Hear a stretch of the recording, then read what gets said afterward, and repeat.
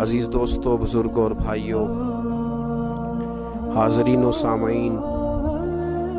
آج شب برات کی انتہائی رحمتوں والی، برکتوں والی، عزتوں، مغفرتوں اور سعادتوں والی رات ہے۔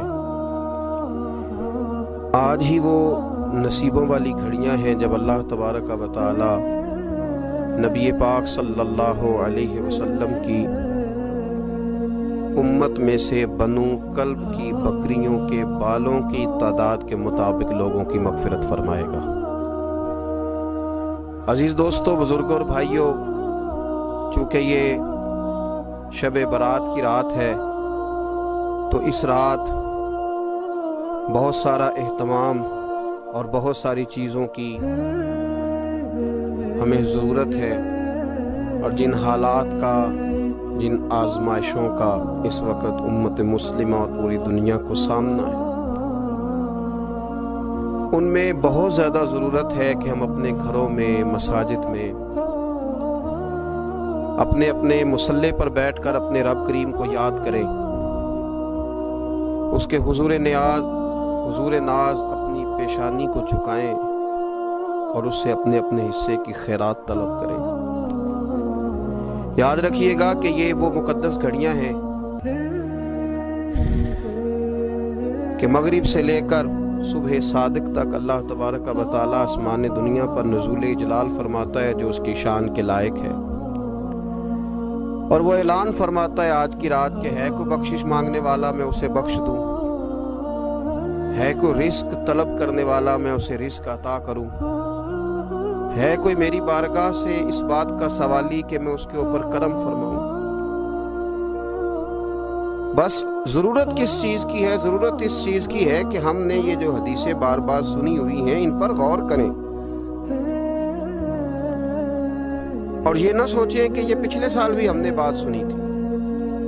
بلکہ اس پر پورا غور کریں اور حدیث کے ایک ایک جملے، ایک ایک حرف اور ایک ایک لفظ پر عین یقین کر کے بیٹھ جائیں جھولی پھیلا کے،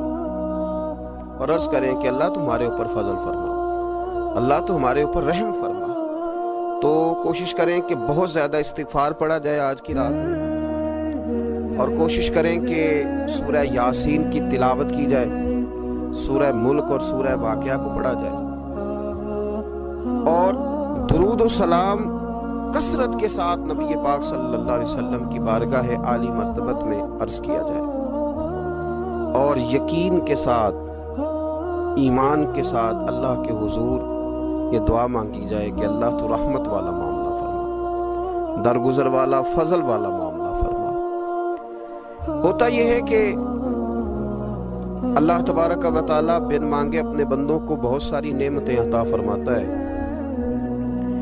بہت سارا کرم اللہ تبارک و تعالی بغیر بندوں کی طلب کے ان پر فرماتا ہے، لیکن اس کے باوجود بندے بعض اوقات بڑی سخت نافرمانیاں کرتے ہیں،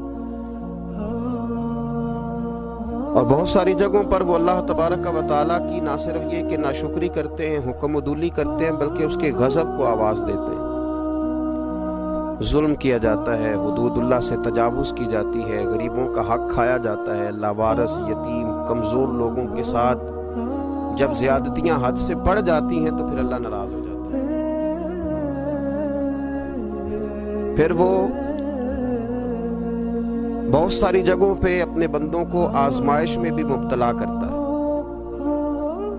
تو میرے عزیز، آج کی اس رات میں کثرت استغفار کی ضرورت ہے،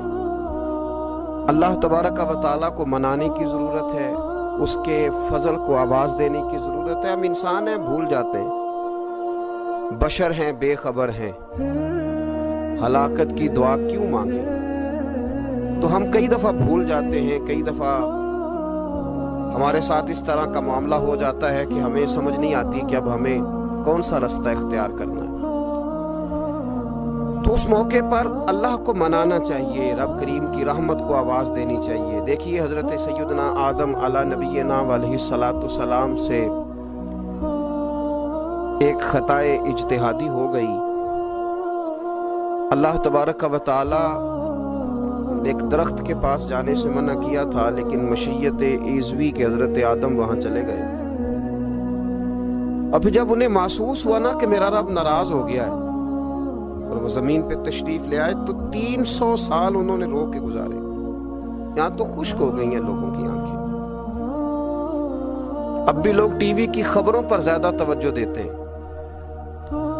لوگ ظاہری اسباب پر زیادہ نظر رکھتے ہیں۔ 300 سال جناب آدم علیہ السلام نے رو کے گزار دیے، 300 سال۔ اور پھر دونوں نے، قرآن مجید فرماتا ہے کہ دونوں نے، جناب آدم نے، حضرت حوا نے کہا، وقالا، دونوں نے کہا، ربنا ظلمنا انفسنا، اے اللہ ہم نے خود ہی اپنا برا کیا، وَإِن لَّمْ تَغْفِرْ لَنَا، اگر تو نے ہمیں معاف نہ کیا، لَنَكُونَنَّ مِنَ الْخَاسِرِينَ، تو اللہ ہم نقصان اٹھانے والوں میں سے ہو جائیں گے۔ اللہ کو منایا، اس کی بارگاہ میں آہوزاری کی، گڑ گڑائے، عرض گزار ہوئے، ربنا ظلمنا انفسنا، اے اللہ ہم نے خود ہی اپنا برا کیا ہے، وَإِن لَّمْ تَغْفِرْ لَنَا، اگر تو نے ہماری بخشش نہ کی، وَتَرْحَمْنَا، اور تو نے ہمارے اوپر رحم نہ کیا، لَنَكُونَنَّ مِنَ الْخَاسِرِينَ، تم نقصان اٹھانے والوں میں سے ہو جائیں گے۔ اللہ تو ہمارے اوپر رحم فرما، ہم پر فضل فرما، ہمارے لیے آسانی فرما۔ تو جب یہ جملے آپ نے ادا کیے تو پھر اللہ تبارک و تعالیٰ نے ان پر اتنا فضل فرمایا کہ مالک کریم نے اپنی ساری رحمتوں، برکتوں، نوازشوں سے انہیں مالا مال فرما دیا۔ تو پہلے تو بات یہ ہے کہ احساس ندامت ہو، پھر اس کے بعد رب کریم کو منانے کی خواہش ہو، بے رخی کا مظاہرہ، اور اسی طرح کھیلتے رہنا اور اسی طرح روٹین کے کاموں میں لگے رہنا، بلکہ پہلے سے زیادہ ان چیزوں پہ توجہ کرنا